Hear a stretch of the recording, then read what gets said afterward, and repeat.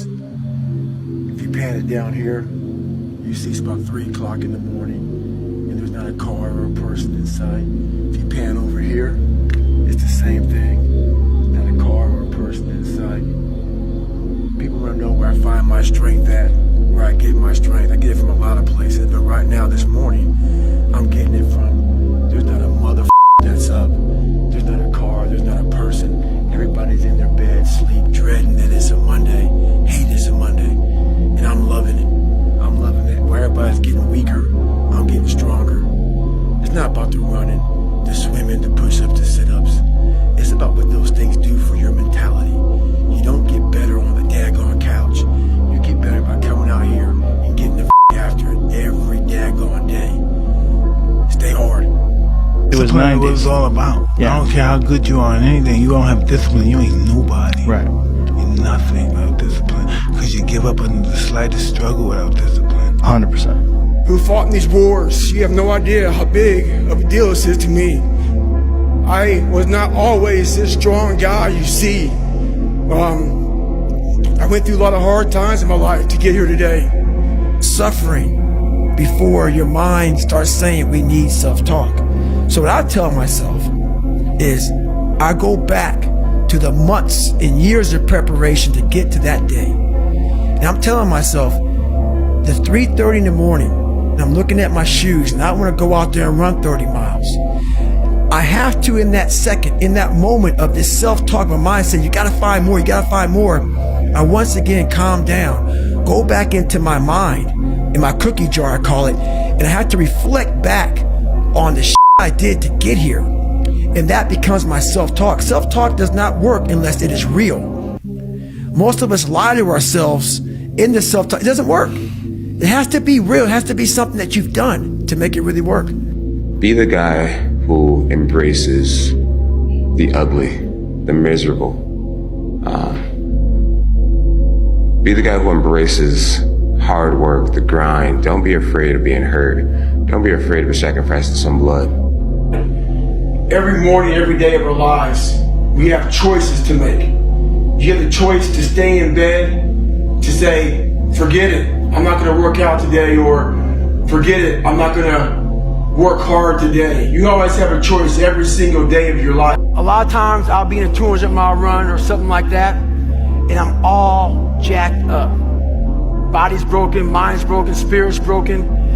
I started to say, what if I can pull this off? When I first walked into the Navy SEAL recruiter's office, he looked at me and said, there's only been 35 African Americans in 70 years make it through. You know what I said to myself? What if I can be the 36th? It's the what if I can pull off a miracle. What if I can become someone that no one thinks I can be? And just me talking about that, I have the hair going up on my arms because it makes me just like, what if? There's nothing you're gonna say, there's nothing you're gonna do that's gonna outweigh anything I've already said to myself. That guy sucks, he's ugly, he's fat, he's full of shit. I've already said that, you know? So The fear is never reaching your potential. That's it. That always falling short, always quitting before you're done, always procrastinating, always not doing the right thing. And then one day you're an old man. Yep. And you look back and go, God, I could have been great. Yep. I could have been great.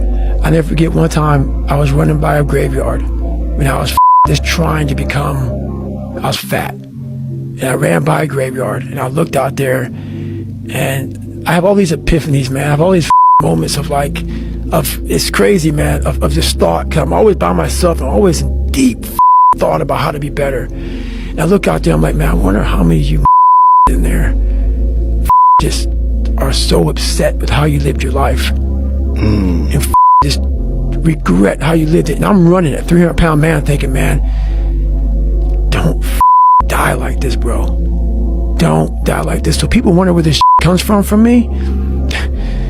It comes from such deep thought of trying to see what this is all about. What is this life all about? What am I all about? Why am I here? You know, I had to find purpose, and my suffering, it had a purpose. There's also a section of men who just feel alone, like myself, who felt like they have to hold things in and that they shouldn't share their emotions, that they don't lean on people and that they should just carry stuff in and they need to be X, Y, and Z to be like good enough. So there's this like balance of that, and you almost need to learn to, again, like I mentioned, like that, the masculine and the feminine, being able to integrate that. I feel like a real man is confident and comfortable enough to embrace the feminine energy he has in him. If he's emotional, let it out, but also have that masculine side of it, be like, I'm going to be emotional right now, but I'm still going to go and shit up right now, you know? I'm still going to take charge of what I want with my life. I'm going to work hard to be disciplined, but I'm going to accept that sometimes I'm going to break down, and it's going to be, I'm not saying that women break down, but there's more emotion over there, and allow it to feel it and to ask for help and to lean on people and be able to balance those two, and that like yin and yang. I think that's what's missing personally. Right? Like you can be going as fast as possible in the wrong direction, and it actually takes you further away from the destination.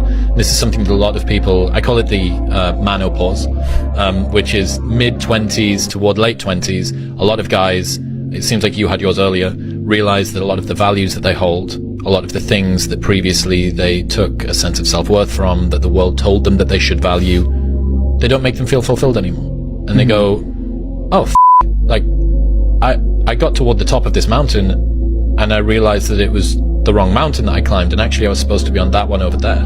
And it's difficult because in order to get to that one, you need to go back down this one that you've already climbed. You need to dispense with the stuff that you've got rid of. This is why I think introversion is such a cheat code, because like I feel like you're less at the mercy of other people's desires. Because even like for me, I noticed that if the more frequently and the more for a sustained period of time I'm involved in certain just patterns of behavior, oftentimes socially or just what I do in general, you just become locked in those patterns and it becomes more difficult. You have more of like a narrow perspective. So, you know, the brain's malleable, it just gets programmed in that way and you're just kind of operating that way. So for me, a lot of like the best insights that I've gotten are like times when I like completely just like fully detached and just enter this weird like meditative just like flow state of just being just alone. What I've learned is that most of the sabotage in your life is self-induced. Hear me out. Okay, most of the sabotage that is self-induced in life is because you do not have the self-regulation to do that which you know you need to do. So you need to be able to ask yourself, right? You know you need to go to the gym. You know you need to start this business. You know you need to read this book, but you don't do it. Why?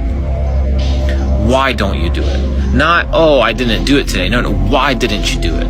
Why did you cave to the nonsensical bullshit and the perspective that you're above the grind, you're above the work, you're above the consistency?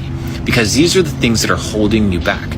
We understand that consistency compounds. I've said this once and I'll say it again. But why is it that you know what to do, but you don't do it? Don't just say, oh, because I'm lazy. No, that's not good enough. Right? No, it's not that you're lazy. Something else is wrong. You need to be able to identify these things. And once you identify these things, you're able to tackle them effectively.